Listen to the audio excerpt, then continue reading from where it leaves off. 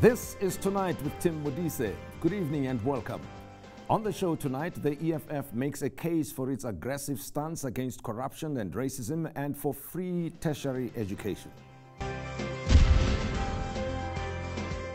Within 2 weeks into 2018, the economic freedom fighters have already been involved in two high-profile campaigns to mobilize new students to apply for free education at tertiary institutions, and another to force the multinational retailer H&M to withdraw their offensive marketing campaign. In the same period, the party's members of parliament were involved in the drafting of impeachment rules following the Constitutional Court judgment that a sitting president could face disciplinary action from parliament. And this follows from EFF's relentless fight in parliament and in courts against corruption. The party is 4 years young and since 2014 have been President Jacob Zuma's living nightmare. Their combative style has earned them popularity and achieved some results, but in some quarters they have earned them derisive scorn about their approach. And one of the feisty fighters is their spokesperson, Mbuyiseni Ndlozi, who's here to tell us more about their approach to politics and their various campaigns. Dr Mbuyiseni Ndlozi, welcome to Soweto TV and good evening to you. Thank you very much and Happy New Year to the viewers. Yeah, and compliments to you and the EFF as well.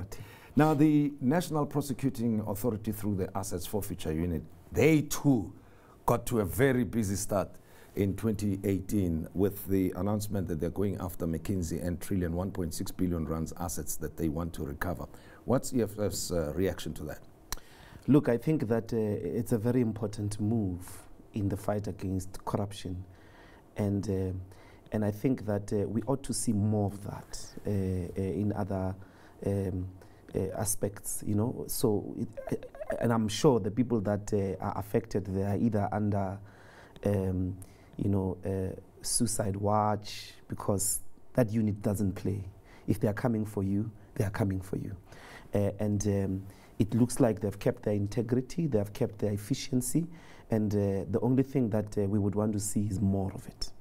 Well, the assets have not been recovered yet, and they've also announced in the interim that they believe that they could recover more than 50 billion rands, and there are 17 investigations that they are conducting at this time. What is the speed or the timeline that you think they should do their work within in terms of the recovery as well as the arrests that you anticipate will be made? Look, as I said, it's a very efficient unit. Once they go on a mission, be rest assured that they often have executed their tasks with the possible speed that they can push with. We need that pressure. We need people who are powerful to know that law enforcement institutions can and will come against them.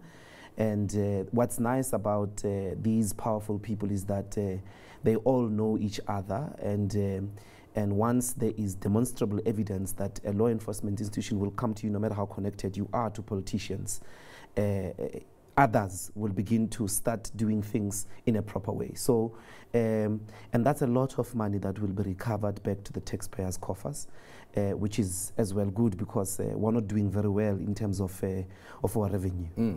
And the EFF already 2 years ago was suggesting that there's money that's leaving or had left the country already. How much money do you think needs to be recovered overall, and how much do you think has already left the country at this time, if we go back to the time when you guys said that money was leaving the country? It's very difficult, Bratim, to can put it in an estimate, but it's certainly an excess of billions of rands. And it has left, in our view, and with the information that we have, through the president, Jacob Zuma, because of the exemption of security searches that his entourage is subjected to, in a way. I mean, of course, here what we must begin to really be careful of is that there are either two possibilities. Is either the Gupta brothers or the Gupta family is going to start trying ways of leaving the country, going somewhere. That might not help them for too long, because wherever they settle, South Africa can have a diplomatic agreement for them to be returned. The much more stronger one is that they might turn into state witnesses. And that's good anyway in the state of capture inquiry. If you listen very carefully to some of the pronouncements that are coming now from ANC people that may have not favored this inquiries, that they're beginning to say, well, expect explosives. And one of the explosives that I think is much more possible, I mean, from an investigative legal point of view, is that the Guptas may turn into state witnesses. State witnesses against who? Zuma. Is that what you're laying? I think that's really possible. It's a rational, reasonable prediction, because they've got two options really. Either they run away, or they turn into state witnesses. Plea bargain type. Yeah, if they turn into state witnesses, there are a couple of things of deals that they can enter into. Not so much to be saved from bringing back all the money, shutting down their businesses, and even possible time in imprisonment. But it could be reduced. You know, they could find some form of a negotiated deal. But is that possible, given that President Zuma is the head of state in South Africa? He's at the center of it. It's possible. I mean, he's not above I'm just imagining. I mean, he, for some time, has been denying that he's implicated in any form of corruption. And we know the disruptions that you yourselves were involved in and being kicked out of parliament. In any event, when you look back to that period up to now, I'm sure you're very satisfied that you did the right thing all along. But is it possible that the institutions of criminal justice can go after the president to the extent that the Guptas, as you say, turn state witness against him? Once, I mean, and this is important, what we are about to demonstrate is an important test of our democracy, and we have to go through that test. It's the principle that nobody is above the law. Nobody. And the president or a sitting president can be subjected to investigations. They can appear in a court, they can be pursued, and they can even be removed if they've been involved in criminality. And in this case, if Zuma is not scared, if he says that he has got nothing to hide, he shouldn't be scared of the Commission of Inquiry. But he's been trying to frustrate all efforts. Most recently, he's still trying to stretch the Commission of Inquiry terms of reference outside of the Public Protector's remedial action, which is a clear evidence that you know, he's scared. But we know that he's at the center of it, and therefore it is going to benefit the Gupta family for them to say, all right, we are in a corner, and since we are in a corner, we're willing to testify, we're willing to give the information of what we've been doing with Zuma and his family.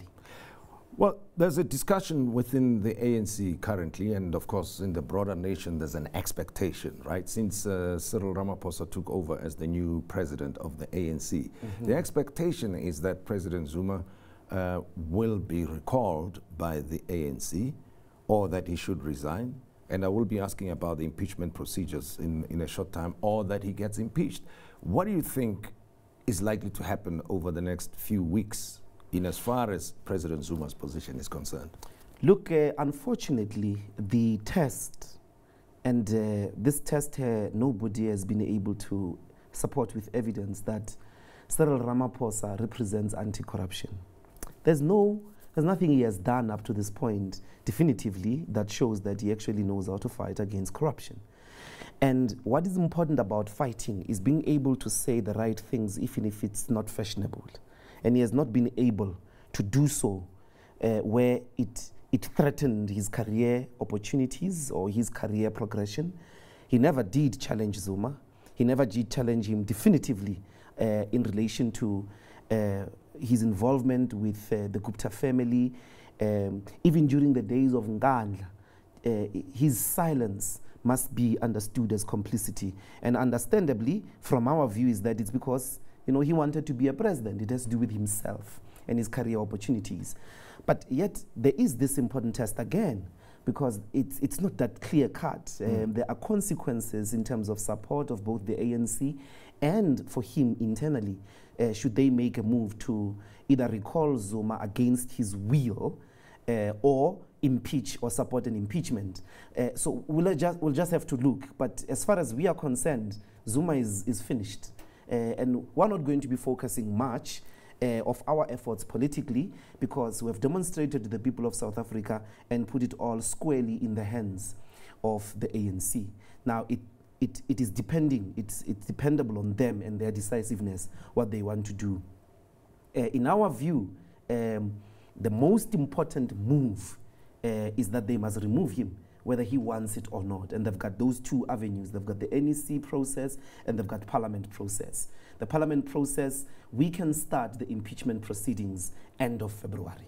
All right, just tell me a little bit about the procedures and what this impeachment thing means, because you had to form, as a committee, sit together and go through the procedures, just the highlights of the deliberations, so that when we get to that point, if you do, we understand what it means. The debate at the moment, obviously, I mean, thanks to the judgment, it has given us a whole set of principles. And we are arguing in the committee that there must be a panel of non-parliamentary members, of legal experts, because what Section 89 of the Constitution envisages is a three-stage process: an investigation, a debate in the National Assembly, and the voting, which requires a 2/3. So, and it uses the operative word, Parliament may remove the president if he's in a serious violation of the law or the Constitution or serious misconduct. May means it may not. But there must be a determination at first of serious violation of law, Constitution, or serious misconduct. So in our view, at that beginning stage, we believe that the best possible process that is free, that is impartial, must, one, be a trial form, and we believe that it must be a panel of retired judges, and a sitting president, not just Zuma. A sitting president can be able to go and appear in front of them and defend themselves. And they must not do so in front of people, for fairness, in front of people who later on who are conflicted, because all members of parliament, including the speaker, will be conflicted. They will listen from a point of view of their allegiances. Taking advantage of whatever the deliberations may be. So it's if that process passes, what will happen is, one, there will be a panel of retired judges. The president will be able to appear in front of them. Parties can go as well and lead evidence for themselves or using their legal representatives. And then that panel basically gives us a report of whether there is serious misconduct or not. If it determines that there is serious misconduct on the part of the president, that report serves in parliament. We all debate whether we want to remove him or not, and then we vote. And on the basis of the numbers, we will remove the president or we will not remove the president. Just a brief response, given where we are now, if we get to that point of the end of February and President Zuma is still the head of the government and state in South Africa, what is likely to happen then in March? There will have to be, we will move the motion. We went to parliament precisely because from the beginning we said there must be a disciplinary hearing, not motion of no confidence, a disciplinary hearing. So we will move the motion, and there will be a trial, an impeachment proceeding. And Zuma will be allowed to go and defend himself. Parties will go and lead evidence in front of the panel of judges. They will conclude their business. Hopefully, that whole process takes a month, and then we can table the impeachment motion in Parliament after the investigation in April. Dr. Mbuyiseni Ndlozi speaks on behalf of the economic freedom fighters, is with me here on Tonight with Tim Modise. When we return, we'll discuss the H&M protests and the EFF's campaign to make education fashionable.